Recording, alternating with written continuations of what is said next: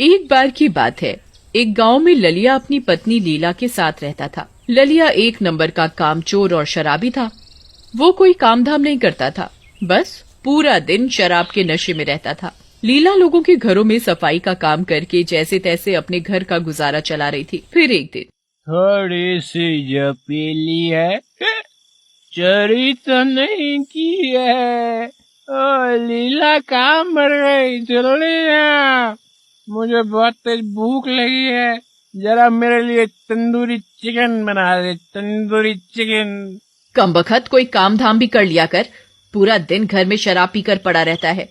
कल रात की दाल पड़ी हुई है, वही खानी है तो बता, नहीं तो भूखा ही सोना पड़ेगा। अरे यार, रोज रोज दाल खाकर मैं तंग आ चुका हूँ। अरे प्रियतम, कभी कभी बटर चिकन भी बना लिया करो। हाँ हाँ, क्यों नहीं, तुम्हारी अम्मा लेकर आएगी चिकन बाजार से।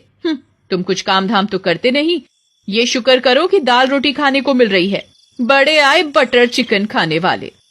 चलो छोड़ो, रहने दो, मुझे खाने नहीं खाना, मुझे अब भूख नहीं है। बस मुझे 50 रुपए दे दो, मुझे दवाई खरीदनी है, दवाई। मुझे पता है जी तुम किस दवाई की बात कर रहे हो, मेरे पास तुम्हारी शराब के लिए कोई पैसे वैसे नहीं है। इतना बोलकर लीला गुस्से से वहां से चली जाती है। अरे यार, अब क्या करूं, इस नासमीती ने तो अब पैसे देना भी बंद कर दिया। शराब का जुगाड़ कहाँ से करूंगा, कहाँ से? काम करता हूँ, कल्लू के पास जाता हूँ, कल्लू के पास, वो कुछ ना कुछ जुगाड़ करेगा आज की शराब का। अरे कल्लू भाई, कहाँ हो? कल्लू, दरवाजा खोलो यार भाई, कल्लू यार, कल्लू। जाओ, आ गया तुम्हारा शराबी दोस्त। जैसे खुद है वैसे ही शराबी दोस्त बनाए हुए हो। फिर कल्लू दरवाजा खोलने जाता है। अरे ललिया भाई, क्या हुआ है? इतनी रात गए तुम, घर पे आ गए हैं? अरे कल्लू भाई, मेरी पत्नी ने मुझे पैसे देना बंद कर दिया है यार, मुझे शराब भी नहीं है यार। तुम्हारे पास कोई जुगाड़ है क्या, जुगाड़? हाँ, मैंने बाथरूम में एक बोतल छिपा कर रखी हुई है, तुम यहीं रुको, मैं अभी लेकर आता हूँ, फिर दोनों भाई साथ में बैठकर पियेंगे, हैं? फिर कल्लू बाथरूम की ओर जाता है और अपने कुर्ते में शराब की बोतल छुपा लेता है। अजी, इतनी रात गए, अपनी शराबी दोस्त के साथ कहाँ चल दिए? अरे कुछ नहीं प्रीतम, बस ऐसे ही थोड़ा टहलने जा रहे हो, हैं? फिर इतना बोलकर कल्लू घर से निकल जाता है। ये देखो ललिया भाई, आज का जुगाड़ हो गया, चलो अब कोई बढ़िया सी जगह ढूंढकर आराम से दारू पियेंगे, हैं? अरे वाह कल्लू भाई, आज तो मजा ही आ गया यार, खुले आसमां के नीचे बैठकर पीने का तो मजा ही कुछ और होता है, नहीं? वो दोनों शराब पीने में मगन होते हैं, तभी उनकी आवाज से उस पेड़ पर सो रही चुड़ैल की नींद खुल जाती है। अरे वाह, आज शिकार खुद चलकर आया है। इतना बोलकर चुड़ैल पेड़ से नीचे आ जाती है। अपने सामने इस चुड़ैल को देखकर उन दोनों की हालत खराब हो जाती है। अरे मम्मी, ये चुड़ैल कहाँ से आ गई है? जैसी तेरे घर के चुड़ैल से सब बचकर आया था, अब यहाँ भी चुड़ैल पीछे पड़ गई है भाई। चुड़ैल जी, हमें माफ कर दो, हम दोनों पहले से ही अपनी पत्नियों में सताए हुए हैं, हमें जाने दो। तुम बचकर कहीं नहीं जा सकते, तुम दोनों मेरा शिकार हो। ललिया भाई, कुछ करो, नहीं तो ये चुड़ैल हमें जिंदा नहीं छोड़ेगी भाई। चुड़ैल जी, मेरे पास आपके लिए एक चीज है, आप इसे पी कर देखो, आपको जिंदगी का मजा आएगा, मजा। अच्छा, ऐसा क्या है तेरे पास, जरा मुझे भी तो दिखा। फिर ललिया उसे शराब की बोतल दे देता है। चुड़ैल एक ही सांस में पूरी शराब पी जाती है। अरे वाह, ये तो बहुत बढ़िया है, ये तो खून से भी ज्यादा स्वादिष्ट है। कुछ ही देर में चुड़ैल शराब के नशे में झूमने लगती है। अरे वाह वाह, ये पीकर तो वाकई में जिंदगी का मजा आ रहा है। मुझे और शराब पीनी है, अभी के अभी। और शराब की बोतल निकाल के दे मुझे। अरे चुड़ैल जी, हमारे पास और शराब नहीं है। इतनी मुश्किल से तो हमने अपने लिए शराब का जुगाड़ किया था, वो भी आपको दे दी। ठीक है, अगर शराब नहीं दे सकता तो मरने के लिए तैयार हो जा। अरे चुड़ैल जी, हमें छोड़ दो, हमें आज रात का वक्त दो, हम आपके लिए और शराब की बोतल ले आएंगे। आज हमें जाने दो, हैं? ठीक है, आज मैं तुम्हें जाने देती हूँ, लेकिन याद रहे कल इसी समय शराब की बोतल लेकर आ जाना, नहीं तो मैं तुम्हें ढूंढती हुई तुम्हारे घर पहुँच जाऊंगी। फिर इतना बोलकर वो दोनों वहाँ से दुम दबाकर भाग जाते हैं। अरे कल्लू भाई, हम ये किस मुसीबत में फंस गए यार। हम शराब खरीदने के पैसे कहाँ से लाएंगे? उन दोनों की बात सुनकर सुमन वहाँ आती है। अजी क्या हुआ, तुम दोनों इतने घबराए हुए क्यों हो? फिर कल्लू अपनी पत्नी को पूरी बात बताता है। अरे वाह, शराब पीने का इतना अच्छा बहाना कहाँ से ढूंढ कर लाए हैं जी? मैं क्या तुम्हें बेवकूफ दिखाई देती हूँ? मेरे पास तुम्हारी शराब के लिए कोई पैसे नहीं है। ललिया भाई, यहाँ तो दाल भी नहीं गलने वाली। चलो तुम्हारे घर चलते हैं, क्या पता लीला भाभी हमारी मजबूरी को समझ जाए। फिर दोनों मिलकर ललिया के घर की ओर चल देते हैं। वहाँ लीला गुस्से से लाल होकर हाथ में झाड़ू लेकर खड़ी होती है। आने दो आज इस शराबी को, आज तो मैं इसे घर में नहीं घुसने दूंगी। अरे प्रियतम, दरवाजा खोलो, मैं हूँ प्रियतम। प्रियतम सो गए क्या? प्रियतम, कल्लू भाई बहुत रात हो गई है, मुझे कुछ ठीक नहीं लग रहा है, चलो वापस तुम्हारे घर चलते हैं। तभी लीला दरवाजा खोलती है। आ गए शराब पीकर? यहीं रुको, आज तुम्हें सबक सिखाकर ही रहूंगी। अरे भागो रे, ये नाश मिट्टी आज मुझे जिंदा नहीं छोड़ेगी। अरे भाभी रुक जाओ, जरा हमारी बात तो सुनो, हम बहुत बड़ी मुसीबत में फंस गए हैं। लीला उनकी कोई बात नहीं सुनती और झाड़ू से उन दोनों की पिटाई करनी शुरू कर देती है। अरे ललिया भाई, तुम्हारी पत्नी तो पागल हो गई है, ये तो बहुत दिनों से भरी बैठी हुई लग रही है। अरे मर गए रे भाभी जी, मुझे क्यों मार रही हो? अरे मुझे तो छोड़ दो। फिर वो दोनों किसी तरह वहाँ से अपनी जान बचाकर भाग जाते हैं और भागते भागते दोनों कल्लू के घर पहुँच जाते हैं। अरे मर गए रे। अरे ललिया, तेरी पत्नी का नाश मिटे, उस पागल औरत ने तो मुझे भी नहीं छोड़ा। मर गया रे। कमबख्त ने मेरी कमर ही तोड़ डाली। अच्छा हुआ जी, तुम दोनों के साथ यही होना चाहिए था। अच्छा सबक सिखाया है लीला बहन ने तुम्हें आज। अरे कल्लू भाई, घर की चुड़ैल से तो बच गए, लेकिन उस चुड़ैल से कैसे बचेंगे भाई? कल रात को अगर हम उसके लिए शराब लेकर नहीं पहुँचे तो वो हमें सूंघती हुई यहीं तक पहुँच जाएगी। भाई, ये दोनों औरतें तो हमें शराब का पैसा तक नहीं देने वाली। अब जो होगा देखा जाएगा। फिर अगला दिन होने पर भाई शाम हो गई है, किसी भी वक्त अंधेरा हो जाएगा, क्या करें? तुम्हें क्या लगता है वो चुड़ैल सच में हमें सूंघती हुई यहाँ तक आएगी? पता नहीं भाई, भगवान से दुआ करो कि ऐसा ना हो भाई। फिर रात होने पर वो दोनों कंबल के नीचे छिप जाते हैं। अरे ये तुम दोनों क्या कर रहे हो? इस कंबल के नीचे क्यों छुप गए हो? तभी डरावनी डरावनी आवाजें आने लगती हैं। अरे मर गए रे, वही हुआ जिस बात का डर था। अजी ये कैसी आवाजें हैं जी? फिर सुमन खिड़की से झांक कर देखती है तो उसे बाहर एक चुड़ैल दिखती है जो हाथ में शराब की खाली बोतल लेकर इधर उधर किसी को ढूंढ रही होती है। अजी बाहर तो एक चुड़ैल है, वो किसी को ढूंढ रही है। अरे मर गए रे, ये कमबख्त तो सच में हमें सूंघती सूंघती यहाँ पहुँच गई। अब क्या करें? तभी चुड़ैल उन दोनों को सूंघती सूंघती उनके घर के बाहर पहुँच जाती है और उनका दरवाजा खटखटाती है। खोल दरवाजा, मैं तुम दोनों को सूंघ सकती हूँ। मुझे पता है तुम दोनों इसी घर में छिपकर बैठे हुए हो। मुझे शराब चाहिए, अभी के अभी शराब दो मुझे, नहीं तो किसी को जिंदा नहीं छोड़ूंगी। अरे कल्लू भाई कुछ करो, नहीं तो ये दरवाजा तोड़कर अंदर आ जाएगी। इसे शराब दो, वरना आज हम जिंदा नहीं बचने वाले। भाई, घर में एक बूंद भी शराब नहीं है, मैं शराब कहाँ से लाऊं? तभी सुमन रसोई घर में जाती है और एक बोतल में मिट्टी का तेल भरकर लाती है और दरवाजे के नीचे से बोतल चुड़ैल को दे देती है। चुड़ैल उस बोतल को शराब समझकर पी जाती है। अरे नहीं, ये क्या था? इसका स्वाद तो बिल्कुल अलग था, ये शराब नहीं थी। तभी सुमन एक मशाल लेकर घर से बाहर निकलती है और चुड़ैल के ऊपर फेंक देती है। मिट्टी का तेल चुड़ैल के शरीर में होने की वजह से चुड़ैल के शरीर में आग लग जाती है और देखते ही देखते चुड़ैल जलकर राख हो जाती है। उस दिन के बाद से कल्लू और ललिया भी शराब पीना बंद कर देते हैं।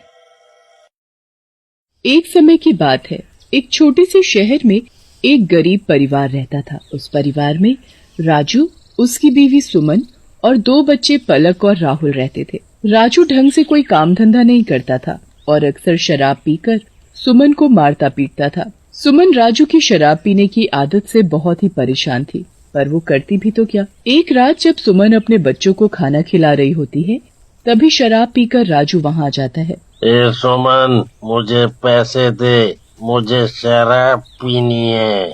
मेरे पास एक भी पैसा नहीं है, जो थोड़े बहुत पैसे बचे थे वो आप सुबह ही ले गए। झूठ मत बोल, समझी? मुझे अभी के अभी पैसे दे। मैंने कहा ना पैसे नहीं है। मुझे तो ये समझ नहीं आ रहा कि हम कल क्या खाएंगे। कोई दुकान वाला अब हमें उधार भी नहीं देगा क्योंकि हमने उसके पहले के पैसे भी नहीं दिए। आप कुछ काम धंधा क्यों नहीं करते? ऐसे कब तक घर चलेगा? मैं जो थोड़ा बहुत लोगों का काम करके पैसे कमाती हूँ, उससे गुजारा हो पाना बहुत मुश्किल है। मैंने तुझसे पैसे मांगे हैं और तू मास्टरनी की तरह भाषण देने लगी। अगली सुबह जब राजू बाहर आंगन में बैठा होता है तो अचानक उसके पेट में बहुत तेज दर्द होता है। सुमन, सुमन, जल्दी आओ, मैं मर जाऊंगा रे, मेरे पेट में बहुत दर्द हो रहा है। सुमन भागती हुई राजू के पास जाती है और जल्दी से उसे डॉक्टर के पास ले जाती है। डॉक्टर उसके कुछ टेस्ट करता है। आपके पति की रिपोर्ट्स आ गई हैं। दरअसल दारू पीने के कारण राजू का लीवर खराब हो रहा है, इसलिए हमें राजू का जल्द से जल्द इलाज करना होगा। अब बस आप जल्द से जल्द 5 लाख रुपए का इंतजाम कर लीजिए। इतने सारे पैसे हम कहाँ से लाएंगे? सुमन राहुल को ले आती है और फिर घर घर जाकर काम मांगती है। मैडम जी, अगर मेरे लायक कोई काम हो तो बताओ, मुझे पैसों की सख्त जरूरत है। नहीं नहीं, यहाँ तो तुम्हारे लायक कोई काम नहीं है। सुमन एक के बाद एक जाने कितने घरों में जाकर काम मांगती है, पर उसे कहीं काम नहीं मिलता। थक हार कर वो खंडर से दुकान के बाहर आकर बैठ जाती है। अब मैं क्या करूँ? भगवान मेरी मदद करो, मुझे अपने पति को हर हाल में बचाना है। सुमन उस दुकान के बाहर बहुत देर तक बैठकर रोती रहती है। तभी उसकी नजर दरवाजे पर पड़ती है। अरे, इस दुकान का दरवाजा तो खुला पड़ा है। सुमन अंदर जाकर देखती है तो अंदर दुकान बिल्कुल खंडहर पड़ी होती है। उसे वहाँ देखकर पता चलता है कि वो एक हलवाई की दुकान है और जाने कब से बंद पड़ी है। सुमन इधर उधर देख ही रही होती है, तभी पीछे से एक अजीब सी आवाज आती है। कौन है वहाँ? किसकी हिम्मत हुई यहाँ आने की? कौन? मैं सुमन। सुमन इतना बोलती ही है कि चुड़ैल उसके सामने आ खड़ी होती है। चुड़ैल, लगता है तेरी मौत आई है जो तू मेरी दुकान में चली आई। मुझे जाने दो, मुझे मत मारो। तुझे न मारूं? ऐसा कैसे हो सकता है? तूने मेरी दुकान में घुसने की हिम्मत की है, तुझे मरना तो पड़ेगा ही। चुड़ैल सुमन का गला पकड़ लेती है और वो उसे मारने लगती है। मुझे छोड़ दो, तुम जो बोलोगी वो करूंगी, बस मुझे छोड़ दो। मेरे 2 बच्चे हैं, वो मेरा इंतजार कर रहे होंगे, उनका मेरे सिवा कोई नहीं है। क्यों, उनका बाप भी मेरी तरह मरकर भूत बन गया है क्या? नहीं, वो हर वक्त शराब के नशे में रहते हैं, जिसकी वजह से उनका लीवर खराब होने लगा है, जिसके इलाज के लिए मुझे बहुत सारे पैसे चाहिए। मैं तो काम ढूंढने निकली थी और बस थक कर यहाँ बाहर आकर बैठ गई। फिर मैंने दरवाजा खुला देखा तो अंदर आ गई। क्या तू सच बोल रही है? और ऐसे बेकार पति को मरने ही दे तो अच्छा होगा। अगर मैं झूठ बोलूं तो बेशक आप मुझे मार देना, और मुझे यकीन है कि वो सुधर जाएंगे। चुड़ैल को सुमन की दुख भरी कहानी सुनकर उस पर दया आ जाती है। बता, मैं तेरी क्या मदद करूं? आप मेरी मदद करोगी? सच में? हाँ, मैं तेरी मदद करना चाहती हूँ। क्या मैं आपकी इस दुकान का इस्तेमाल कर सकती हूँ? हाँ, क्यों नहीं। तो बस मुझे ये दुकान कुछ दिनों के लिए दे दो। यहाँ सब सामान भी है, मैं इसकी साफ सफाई कर दूंगी। चुड़ैल एक चुटकी बजाती है और पूरी दुकान की सफाई खुद ब खुद होने लगती है। सुमन ये देख हैरान रह जाती है। चुड़ैल दोबारा चुटकी बजाती है तो वहाँ एक साइड गैस चूल्हा, बड़ी सी कढ़ाई, बाकी बर्तन और खाने का खूब सारा सामान। क्या ये मैं सपना तो नहीं देख रही? बिल्कुल भी नहीं। अब तू इसमें जो चाहे वो बनाकर अपनी दुकान में बेच सकती है। पर मैं क्या बनाऊं? एक काम कर, तू दुकान पर बैठ और मैं यहाँ अंदर बैठकर समोसे बनाती हूँ, फिर तू उनको बेचना। तुमको समोसे बनाने आते हैं? ये दुकान पहले मेरे पति की ही थी, मैं यहाँ समोसे बनाती थी, पर एक दिन दूसरी शादी के चक्कर में मुझे खौलती कढ़ाई में धक्का दे दिया और मैं मर गई।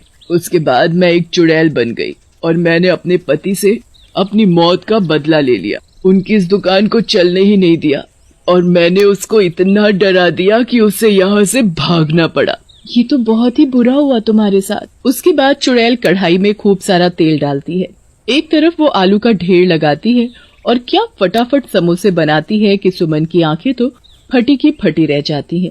अरे बाप रे, तुमने तो कमाल कर दिया। भूलो मत, मैं एक चुड़ैल हूँ और मुझ में कुछ जादुई शक्तियाँ हैं। चलो अब जल्दी से ये समोसे दुकान में रखो और बेचना शुरू कर दो। आज तुम लोगों को मुफ्त के समोसे खिलाओ और फिर जब लोग मेरे हाथ के समोसों का स्वाद एक बार चख लेंगे तो दोबारा जरूर आएंगे और फिर कल से तुम इन्हें सस्ते दामों में बेचना, फिर सब तुमसे ही समोसे लेने आएंगे। बस फिर क्या, सुमन जल्दी से पूरी दुकान समोसे से भर देती है और बाहर एक बोर्ड लगा देती है जिस पर लिखा होता है, आज समोसे मुफ्त हैं और कल से सिर्फ 2 रुपए का एक समोसा। लोग आते जाते सुमन को उस दुकान में समोसे बेचते देखते हैं। अरे कल तक तो ये दुकान खंडहर थी, तुमने कब ये दुकान खोल ली? जी बस आज ही खोली है, आप समोसे खाकर तो देखिए, आपने ऐसे समोसे कभी नहीं खाए होंगे। वो आदमी एक समोसा खाता है तो बस खाता ही रह जाता है। उसके बाद बोर्ड देखकर वहाँ लोगों की भीड़ इकट्ठी हो जाती है। आप सभी एक एक करके आइए, सबको समोसे मिलेंगे, चिंता मत कीजिए। कुछ ही देर में सारे समोसे खत्म हो जाते हैं। सुमन फिर से अंदर चुड़ैल के पास जाती है और उससे और ज्यादा समोसे लेकर आती है। फिर से सारे समोसे खत्म हो जाते हैं और सुमन बार बार समोसे लेने अंदर चुड़ैल के पास जाती है।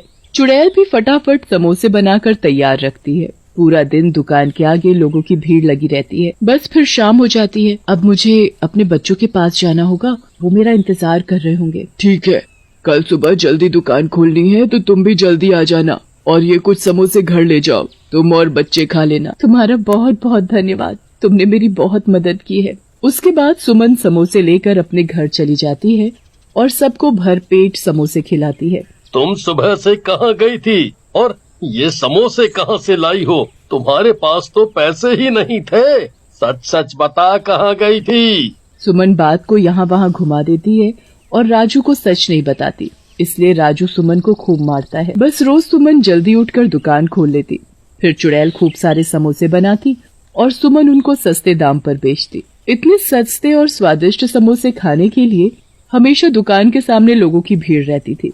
धीरे धीरे करके सुमन खूब सारे पैसे इकट्ठे कर लेती है। एक दिन राजू सुमन से बोलता है, कैसी बेशरम औरत है तू जो रोज सुबह गायब हो जाती है और रात रात को घर लौटती है। राजू सुमन को बहुत मारता है पर सुमन फिर भी राजू को कुछ नहीं बताती। राजू को हमेशा लगता था कि सुमन गलत है और उसे आए दिन गालियां देता, मारता पीटता था। एक दिन राजू चुपके से सुमन के पीछे पीछे जाता है और सुमन को समोसे बेचते देख लेता है। दुकान के बाहर इतनी भीड़ देखकर राजू हैरान रह जाता है। फिर राजू अंदर दुकान में घुस जाता है तो वहाँ एक चुड़ैल को समोसे बनाते देख कांपने लगता है। चुड़ैल, बाप रे, कोई मुझे बचाओ।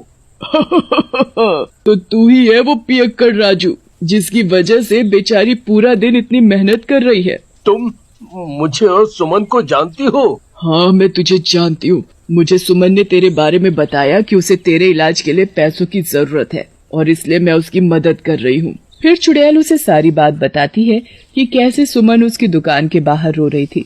राजू को जैसे ही सारी बात पता चलती है उसे खुद पर शर्म आने लगती है। मैंने हमेशा उस पर शक किया और उसे बहुत मारा, पर वो तो मेरे लिए पैसे जमा कर रही थी। मुझे अपनी गलती का एहसास हो गया है। हम मिलकर इस दुकान को चलाएंगे। ये तो बहुत अच्छी बात है। जल्दी ही दोनों इतने पैसे जोड़ लेते हैं जिससे राजू का इलाज हो जाता है और वो ठीक भी हो जाता है।